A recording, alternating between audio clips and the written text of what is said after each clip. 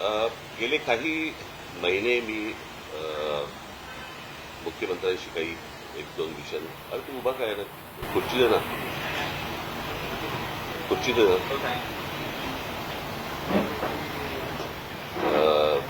काही महत्वाच्या विषयांवरती मी त्यांच्याशी बोलत होतो आणि साधारणपणे त्याचा एक कशा प्रकारे आराखडा आखता येईल. तुम्हाला कल्पना असेल की 2014ला मी एक एस्थेटिक या विषयावरती एक 16 मिनिटाची डॉक्युमेंटरी केली होती जी आजही युट्यूबवरती आहे. ती आता मी इतर भाषांमध्ये पण करतोय ती आता.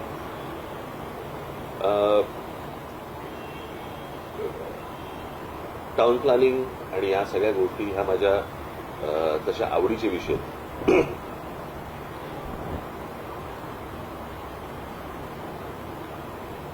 एक स्कॉटिश मला माहिती आहे की आता मी जे काय बोलणार आहे त्याच्यामध्ये फारसा तुम्हाला इंटरेस्ट नाहीये, पण तरी पण आता मी कशासाठी गेलो होतो हे तुम्हाला सांगणं गरजेचं आहे. कारण याच्यामध्ये तुम्हाला दुसरीकडे कोणाकडे तरी जाऊन तुम्हाला काय वाटतं असं होणार नाही तुमचं.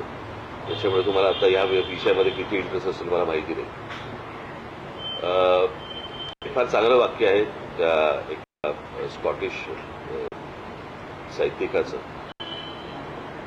आणि त्याच्यानंतर ते बऱ्याच लोकांनी वापरलं. मला असं वाटतं लेनिनने वगैरे पण ते नंतर त्या गोष्टी यूज केल्या थोड्याशा वेगवेगळ्या पद्धतीने की तुमच्याकडची लहान मुलं कोणती गाणी गातात सांगा, मी तुमच्या देशाचं भविष्य सांगतो, असं ते वाक्य होतं.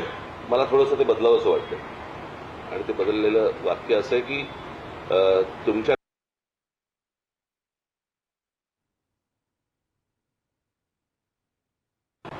ट्रॅफिकचा तुम्ही केऑस दाखवा किंवा तुमच्याकडची ट्रॅफिकची परिस्थिती दाखवा, मी तुम्हाला तुमच्या देशाचं भविष्य सांगतो. आज मुंबई ही जी शहर आहेत, खास करून मुंबई, ठाणा, पुणा, नाशिक, नागपूर, संभाजीनगर किंवा इतरही आपली अनेक शहरं जी उभी राहत आहेत,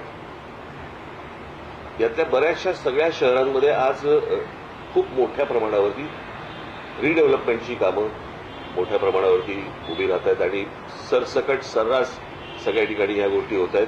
त्याच्यामध्ये प्रचंड मोठ्या प्रमाणावरती अनधिकृत गोष्टी पण होत आहेत. आज जिकडे 50 माणसं राहत होती त्या ठिकाणी 500 माणसं राहायला आले एका जागेत. माणसं वाढली आहेत, त्याच्या गाड्या वाढल्या आहेत, ट्रॅफिक वाढलं आहे आणि ते सगळ्या गोष्टी रस्त्यावरती आल्या.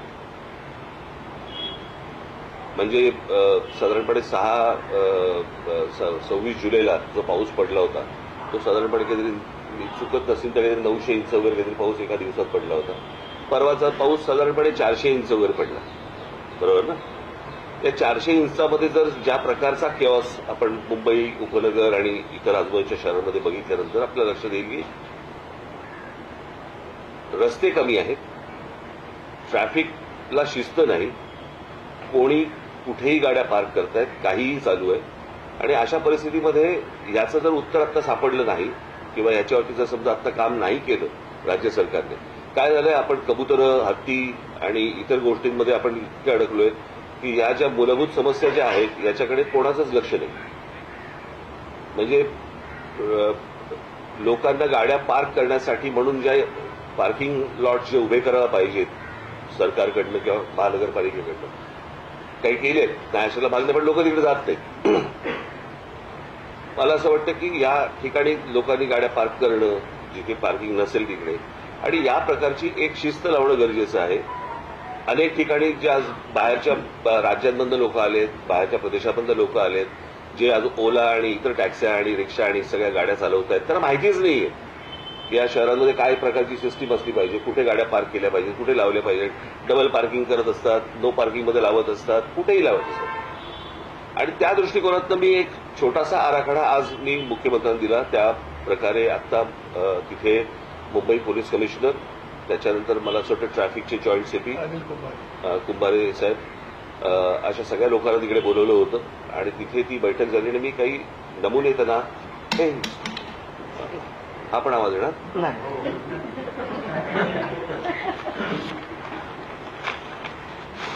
त्यातले नमुने मी त्यांना सांगितले आणि मी त्या प्रकारची एक सिस्टीम लागल्यावरती वर्तमानपत्रामध्ये जाहिरात देऊन एक आपण गोष्ट बघितली पाहिजे की साधारणपणे जास्ती आकाराचा दंड किंवा जेल या गोष्टीला लोक घाबरतात. त्याच्यामुळे दारू पिऊन गाडी चालवणं हे आता जवळपास बंद झालेलं आहे. बरोबर. आता काही गोष्टींची शिस्त लावण्यासाठी म्हणून काही तुम्हाला उपाययोजना कराव्या लागतात. मला असं वाटतं की गोष्ट ट्रॅफिकसाठी पण होणं गरजेचं आहे. अनेकदा आपल्याकडे नो पार्किंगचे बोर्ड लावलेले असतात, कोणी वाचत नाही, कोणी पाहत नाही, काही नाही. आणि त्याच्यातला एक सोपा मार्ग म्हणून मी काही गोष्टी आता मुख्यमंत्र्यांकडे पण दिल्या, सिटिंगकडे पण दिल्या, जॉईंट सिटिंगकडे पण दिल्या आणि त्याच्यावरती आता वर्किंग ते करून पुढच्या काही दिवसांमध्ये साधारणपणे मोठे एक 2014ला मी सांगितलं होतं की छोटी छोटी जी मैदानं आहेत त्या मैदानांच्या खाली तुम्ही साधारणपणे 500 गाड्या, 800 गाड्या, 1000 गाड्यांचं पार्किंग होऊ शकतं आणि त्या प्रकारची टेक्नॉलॉजी जगभर आहे. मैदानं जाणार नाही, ती पार्किंग झाल्यावरती मैदानं तशीच्या तशी इंटॅक्ट राहतील. मुलांना खेळण्यासाठीची जी मैदानं आहेत ती मैदानं कुठेच जाणार नाही. सो अशा प्रकारच्या अनेक अरेंजमेंट्स, अशा प्रकारच्या अनेक गोष्टी आपल्याला करता येण्यासारख्या आहेत. त्यातली पहिली गोष्ट मी त्यांना सांगितलं होतं की पार्किंग आणि नो पार्किंग याच्यासाठी जे फुटपाथ आहेत त्या फुटपाथनं आपले काही रंग असले पाहिजे याच्यावरती. म्हणून मी तुम्हाला एक जस्ट अशा प्रकारचा हा नो पार्किंग रेड आणि ब्लॅक म्हणजे तुम्हाला साधारणपणे अंदाज येईल. हा साधारणपणे मी आता इथलेच फक्त फोटो काढून मी जस्ट तुम्हाला दाखवले या प्रकारचे की इथे गाड्या पार्क करायच्या नाहीत आणि केल्या तर काय प्रकारचं त्यांना शासन होऊ शकतं किंवा काय प्रकारचं त्यांना दंड आकारला जाऊ शकतो यावरती आता मला असं वाटतं राज्य सरकार त्याच्यावरती काम करतं. ह्याचे एक जनरल त्यांना आखण्यासाठी म्हणून कुठे कुठे पार्किंग असू नये, मुंबईचा मॅप घेता किंवा ठाण्याचा मॅप घेता, पुण्याचा घेता, हे त्यांना सोपं करावं म्हणून. आणि कशा प्रकारची जाहिरात वर्तमानपत्रामध्ये केली पाहिजे आणि मग त्याच्या खाली साधारणपणे काय आकारातला दंड आकारले जातील आणि काय वगैरे, तर ह्या प्रकारचा साधारणपणे मी त्यांना एक आत्ता प्रेझेंटेशन हे दिलं आणि मला असं वाटतं की ह्याच्यातनं किमान आत्ता थोडी बहुत शिस्त लागायला तरी सुरुवात होईल आणि अनेकांना कळेल की कुठे गाड्या पार्क. आज 2 चाकी वाहनं जी आहेत या 2 चाकी वाहनं आज ट्रॅफिक सिग्नल पाळत नाही. मला अनेक मुंबईकर असे असतील की ज्यांना 100% माहिती आहे की ही गोष्ट की रात्री साधारणपणे 12 वाजता जरी सिग्नल चालू असेल तरी गाड्या थांबायच्या. आता दुपारी 12 वाजता पण थांबत नाही. आणि ही या प्रकारची बेशिस्ती की कायद्याला न जुमानणं आणि कायदा जरी तुम्ही केलात तरी आम्ही आमच्या पद्धतीने वागणार, मला असं वाटतं याच्यातनं शहरं उभी नाही राहणार.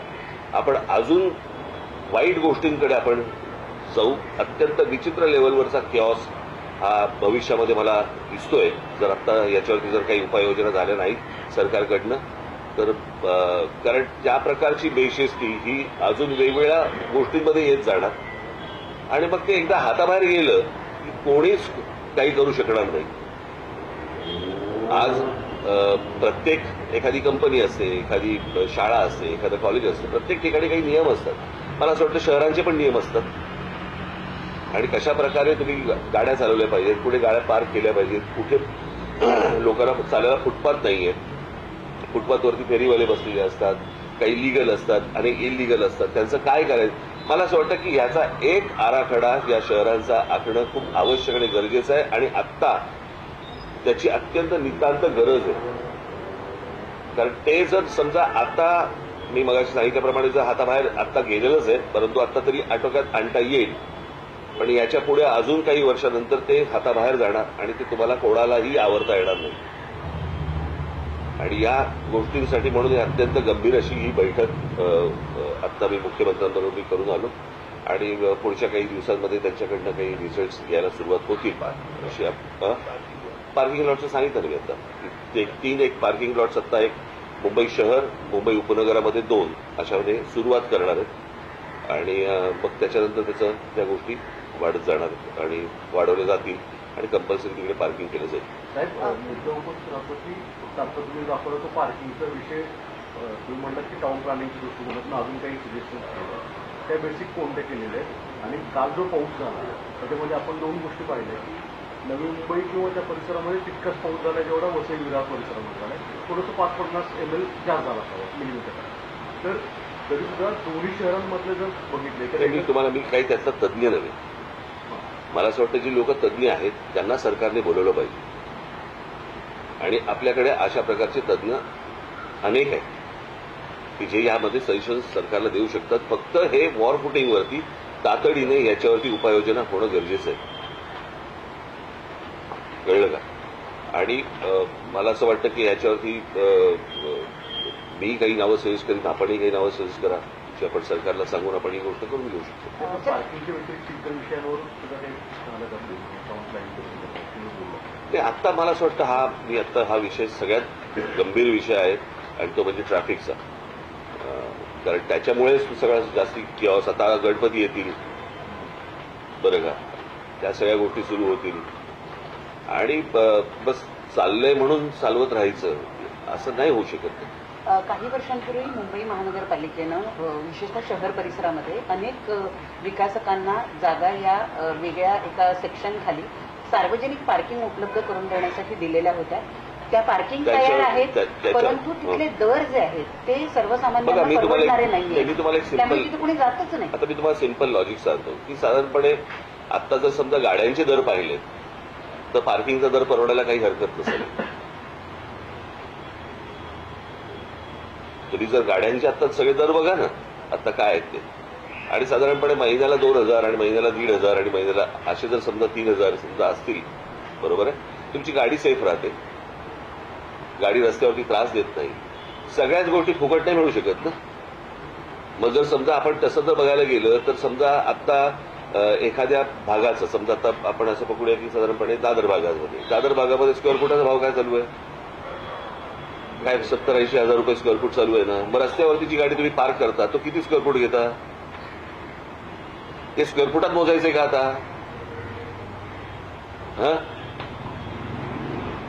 असं करून नाही चालणार ना. मला असं वाटतं प्रत्येकाने या गोष्टींचा विचार केला पाहिजे.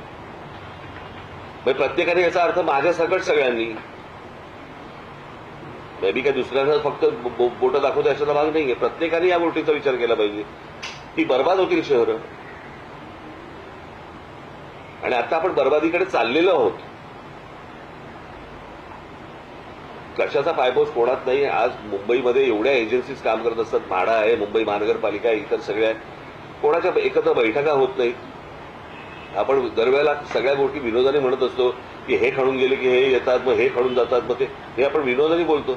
पण मला असं वाटतं की ह्याचा एकदा काहीतरी सोक्षमोक्ष लागला पाहिजे ना. त्याचं उत्तम उदाहरण म्हणजे परवा तो मोनोचा जो प्रकार, तो काय झाला, ती तिरकी झाली. बरं, मी आता हे गेले अनेक वर्ष सांगतोय, रोज या शहरांवरती माणसं आदळत आहेत, रस्ते मोठे होत नाहीयेत, इमारती वरती चाललेल्या आहेत. नाही, मी आता त्या सिटिंगशी पण मी तेच बोलत होतो की आता हे तुमचा काय तो सी लिंकला तिथे त्या ब्रिज कॅन्टीच्या इकडे एक पार्किंगचा लॉट केला होता, तो काही प्रेशरने काढायला लावला.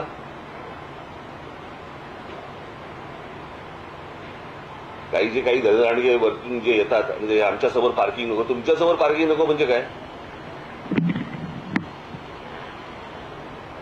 आज सगळा ब्रिज कॅन्टीचा जो केऑस झालाय तो त्याच्यामुळे झालेला आहे. आणि मी ती पण गोष्ट आता मी मुख्यमंत्र्यांच्या घरावर घातली आणि ती गोष्ट आता सुरू करतील ते. सीएम काय म्हणले विकत घेतली जात आहे त्याचं कारण आहे की वाहतूक व्यवस्था जी आहे सार्वजनिक व्यवस्था ती पूर्णपणे कोलमडलेली आहे. नाही, मी परत तुम्हाला तेच सांगतो ना, म्हणजे ह्याचं कारण येणारी माणसं जी आदळतात त्याच्यामुळे ना. आता BEST किंवा मुंबईची रेल्वे ही लोकल जी आहे ही मला असं वाटतं जगामध्ये अशा प्रकारे लोक घेऊन जाणारी पहिली असेल ही.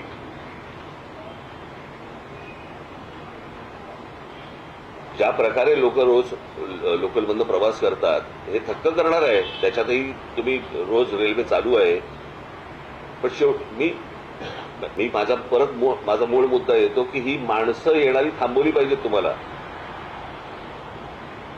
बाहेरच्या राज्यांमधली बाहेरची शहरं ही तुम्हाला डेव्हलप करावी लागतील. माणसं येणं थांबवणं गरजेचं आहे, त्याशिवाय हे प्रश्न सुटणार नाही. पण त्यातल्या त्यात आत्ता मला असं वाटतं जेवढ्या गोष्टी आपल्याला हातात शक्य आहेत तेवढ्या तर गोष्टी केल्या पाहिजेत. मी दरवेळेला सांगत असतो की बाबा 4 प्रकारच्या जमिनी आहेत. एक आहे मुंबई महानगरपालिकेची, एक आहे राज्य सरकारची, एक आहे केंद्र सरकारची आणि एक आहे खासगी. या तिन्ही जागांच्या वरती झोपडपट्ट्या होतात. खासगीवरती गोदरेजची तशी तशी इंटॅक्ट लँड आहे, कारण त्याला आईबाप आहे. आपल्याकडे कुंपणच शेत खात आहे.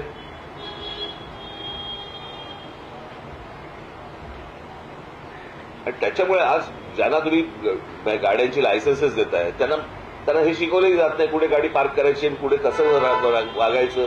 कारण त्यांना कोणत्याही प्रकारचा दंड नसल्यामुळे किंवा कोणत्याही प्रकारची त्यांना भीती नसल्यामुळे या सगळ्या गोष्टी शेवटी सरकारची अशा बाबतीत नको तिकडे भीती दाखवतात. कळलं का? की तुम्हाला काय ते नवीन काय फ्रेज आली, नक्षल काय, शहरी नक्षल, अर्बन नक्षल. ते अर्बन नक्षलपेक्षा इथे शिस्त लावा ना.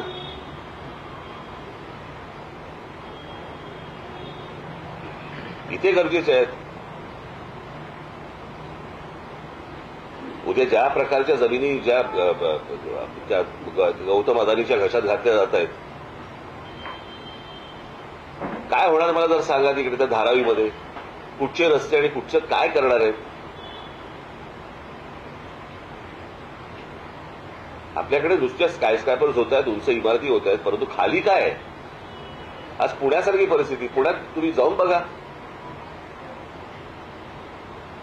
तुम्ही थायलंडला जाऊन बघा. नुसते मोनोरेल्स आणि ह्यांच्या तुमच्या फ्लायओव्हर्स आणि ब्रिजेसने ह्यांनी नाही प्रश्न सुटणार.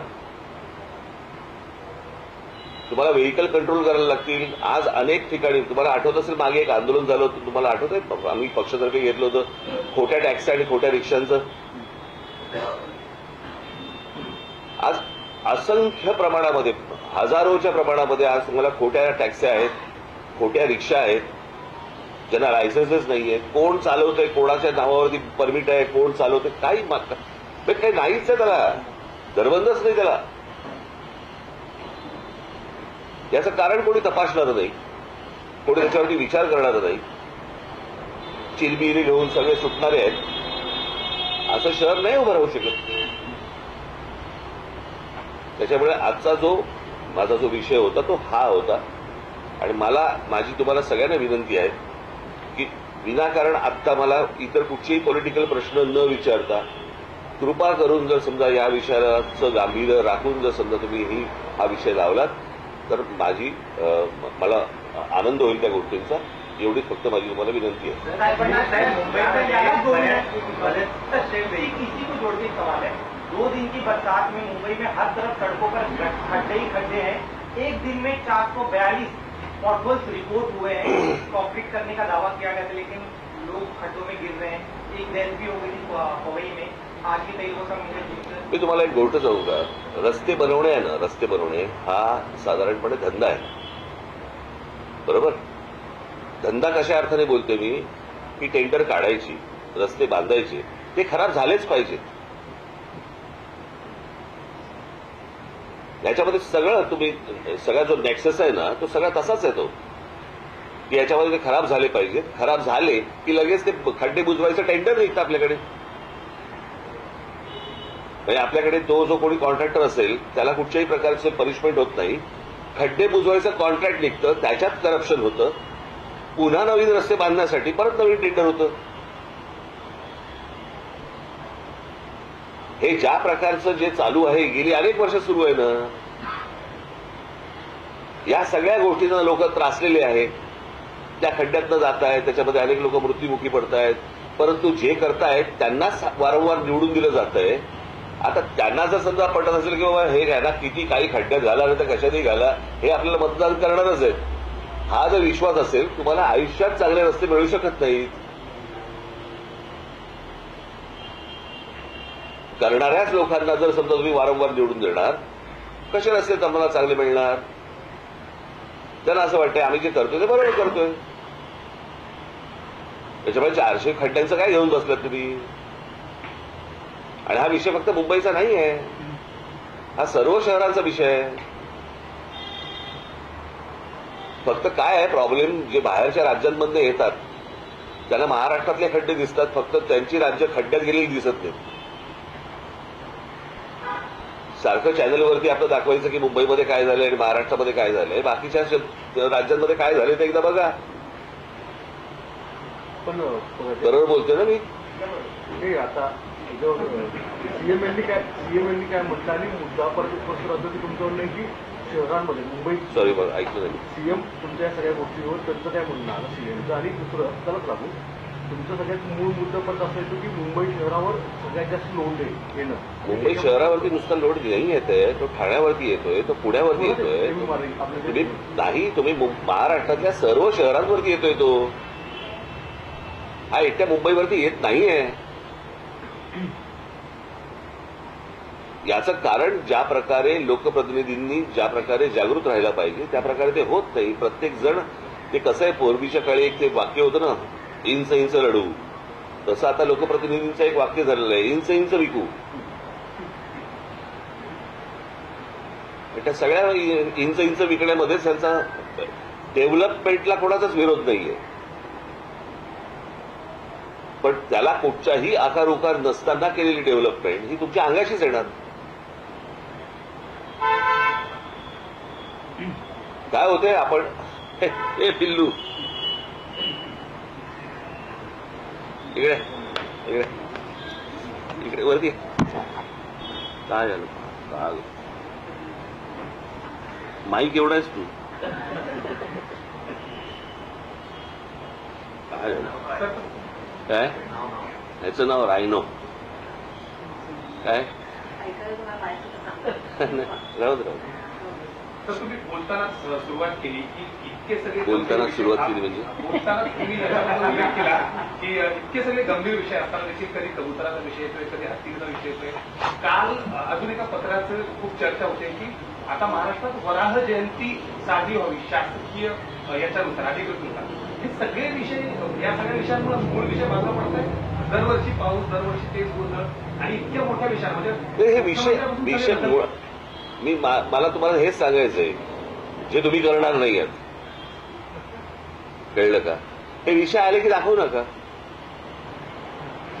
वादच होणार नाहीत. ज्यांना वाद घडवायचे आहेत, जर समजा तुम्ही त्याला फारसं महत्व दिलं नाही तर हे वाद होणारच नाही. हे जाणून बुजून केल्या जातात गोष्टी.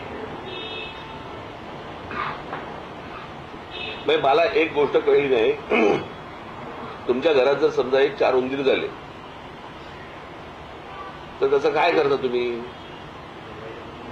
मारतो किंवा पळून जातो. बरोबर ना? नाही नाही, गणपतीचं वाहन आहे म्हणून ठेवतो का आपण? नाही ना. मग असे कोण जैन लोक आहेत की जे कबुतरावरती बसून फिरायला जातात? काय त्या कबुतरांचं? बरं, फक्त कबूतर मेली नाही पाहिजेत, माणसं मेली चालतात. एवढी आज इथे आज रेल्वे खाली माणसं जात आहेत, इतर सगळी काय आपण त्याला खड्ड्यांमध्ये माणसं जात आहेत. माणसांपेक्षा कबुतर महत्वाचे आहेत. पण मला माहिती होतं की तो पॉलिटिकल सगळा विषय आहे, राजकीय विषय, आणि त्या राजकीय विषय तशाच प्रकारे त्यांना तो लावायचा होता की जेणेकरून, आणि त्याच्यात त्यांना लक्षात आलं की ह्यांच्याकडनं काही रिस्पॉन्स मिळत नाहीये. कारण आम्हाला माहिती आहे की कुठे रिस्पॉन्स द्यायचा एवढं तर आम्हाला कळतं की नाही. आणि हे मी आत्ता जे सांगितले हे खरं तर मूळ विषय आहेत, ज्या मूळ विषयांकडे आपण सगळे दुर्लक्ष करतो आणि नको त्या गोष्टींमध्ये आपण भरकटत जातो. आता 2 दिवस पाऊस पडला म्हणून तुम्ही पाऊस दाखवलात. इन्फ्रास्ट्रक्चर डेव्हलपमेंटवरती इतकं भर दिलं जातं सरकारकडून, परंतु टाउन प्लॅनिंग या बेसिक विषयाबद्दल कुठल्याही राजकारणी तुमच्या खेरीज बोलताना दिसत नाही. या सगळ्या सरकारने ना इथे हा बंगला आहे माहिती आहे, इथे पांढरा बंगला आहे माहिती आहे, सेनापती बापटाच्या पुतळ्याच्या मागे. हा, तो मोडकांचा बंगला आहे. ते इंजिनियर मोडक, त्यांना रोज येऊन नमस्कार केला पाहिजे. हे माहीम, दादर, वडाळा, हिंदू कॉलनी, परळ, नायगाव, ही सगळं टाउन प्लॅनिंग हे त्या मोडकांनी केलंय ब्रिटिशांच्या काळात. त्यांच्या नावाने तो मोडक सागर आहे.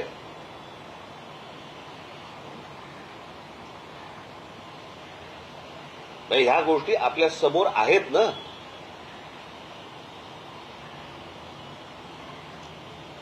आणि मला प्रश्न पडतो की हे कोणीतरी येणार, बाहेरून येणार आणि हे आम्हाला प्रश्न विचारणार काय मुंबईची परिस्थिती झाली आहे म्हणून.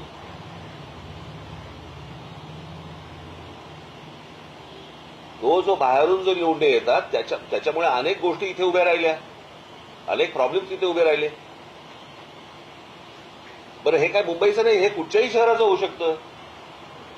उद्या जर समजा तुम्ही कुठच्या दुसऱ्या राज्यांमध्ये गेलात आणि इतकी माणसं जर त्या राज्यामध्ये लखनौमध्ये गेली, आता मला तुम्ही सांगा त्या कुंभच्या वेळेला त्या काय ते प्रयागराज, त्याची लोकसंख्या किती आहे प्रयागराजची? काय किती असेल? 40 लाख. आता 40 लाख लोक राहतात तिकडे. कुंभसाठी जर समजा काही कोटी माणसं गेली तर त्याचं काय होईल? तिकडे तर जाऊन परत आले, इकडे तर येत आहेत आणि राहत आहेत. काय होईल मला सांगा या शहरांचं?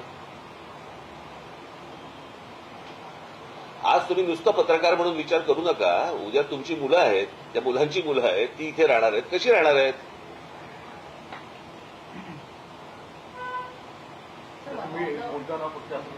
सीएम काय म्हटले मुख्यमंत्री? सांगितलं ना मी करणार म्हणून. हे मी पहिल्यांदाच मला असं वाटतं सुरुवात करतानाच सांगितली होती. काय सुरुवातीला बोलताना नाही, पण दरवेळेस पाणी भरणार नाही मुंबईमध्ये. हे बाबा, हे प्रश्न तुम्ही आता कसं आहे, मी सगळ्या गोष्टींचा आता बोलायला नव्हतो गेलो. मी आता बेसिक विषय होता तो म्हणजे ट्रॅफिक आणि रिडेव्हलपमेंटमुळे होणारं वाहनांची रस्त्यावरती येणं. हा आता सगळ्यात मोठा गंभीर विषय आहे. अनेक गंभीर विषय आहेत, त्यातला हा एक गंभीर विषय आहे, तो मी आता बोलून आलो. Sir, one of the reason for the traffic congestion is the missing link. There are missing links. According to the development plan of 1991 and 2034 of the BMC, there are 22 planned roads. If implemented, there will be no need for coastal roads or external roads. But that doesn't seem to be in planning at all. प्रश्न असा आहे ना की आपल्याकडे कायदे आहेत, बरोबर आहे. आपण लॉ अँड ऑर्डर म्हणतो ना, सो लॉ आहे, ऑर्डर नाहीये. आपल्याकडे कायदे आहेत, आपल्याकडे सगळ्या गोष्टी आहेत, परंतु या प्रकारची कोणतीही गोष्ट काय, मी तुम्हाला तेच सांगतो ना की हा विषय गंभीर महत्वाचा आहे. हेच मुळात राज्य सरकारमध्ये मान्य होत नाही ना. हे राज्य सरकार फक्त नाही म्हणत मी, अगोदरची सगळीच राज्य सरकार. तुम्ही कोणत्याही राज्यामधल्या राज्य सरकारमध्ये टाउन प्लॅनिंग असा विषयच येत नाही. आपल्याकडे डीपी बनतो पण टीपी नाही बनत.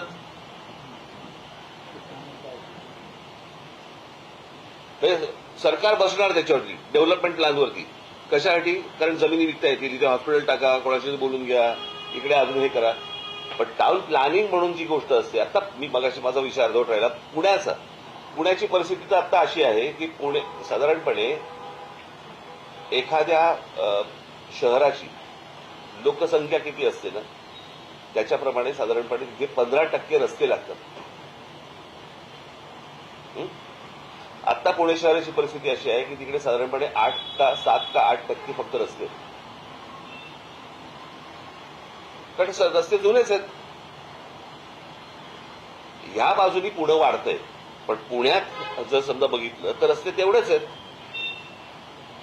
त्या ठिकाणी आज मुंबईमध्ये रस्ते तेवढेच आहेत. त्या ठिकाणी जर समजा तुम्हाला इमारती येत गेल्या आणि 50च्या ठिकाणी 500 माणसं आली, कसं मला जरा सांगा. आता माझी सीपी पण तेच बोलवते. तुम्ही मला असं वाटतं की मला तुम्ही सीपीला भेटा एकदा या विषयामध्ये. ते म्हणाले की तिकडे आता जे हे काय तुमचं झालं ना फिनिक्स आणि ते सगळं काय, कोण तो अजून कोण, इंडिया बुल्स वगैरे, त्या लोकांना सांगितलं होतं की तुम्ही इमारती आतमध्ये घ्या, रस्ता वाढवता येईल वगैरे. काही नाही, लक्षच नाही. आणि संध्याकाळी म्हणे तिथे त्या रस्त्यावरती अचानक 6-6, 8-8 हजार गाड्या बाहेर पडतात.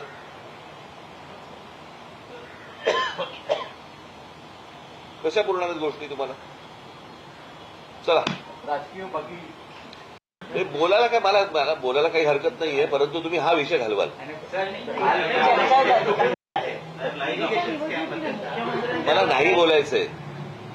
मुख्यमंत्र्यांसोबत म्हणजे भेटायला गेला होता, तर बेस्ट संदर्भात ते निकाल आले, त्या संदर्भात मग मी वाचलं काय आहे ते, बेस्ट नाही सर, काय आहे ते. नाही यातलं सगळ्यात जास्त की जो मराठी मतदार आहे जवळपास 14,000 त्या मतदारसंस्थेचा मतदार होता. बरं तर तरी सुद्धा मराठी माणूस म्हणून जर चर्चा सुरू होती की मनसे आणि उभाठा एकत्रित आहेत तरी सुद्धा का नाकारलं याचं काही अनालिसिस झालं. मला माहितीच नाही. मला हा विषयच मला बाळानंदकरांकडनं घेतली नाही काही information. काय मला मी काय बाळानंदकडनं त्यांना माहिती आहे ना. अहो प्रश्न असा आहे त्या निवडणूक आहेत ना त्या स्थानिक निवडणूक आहेत काय ते पतपेढी वगैरे काहीतरी असंच म्हणजे ना. 3 पॅनल होते त्याच्यात ठीक आहे ना छोट्या गोष्टी आहेत रे काहीतरी काय कुठली काय तुम्हाला ना काहीतरी 24 तास दाखवायला काहीतरी पाहिजे तुम्हाला त्याची आग लावा त्याची आग लावा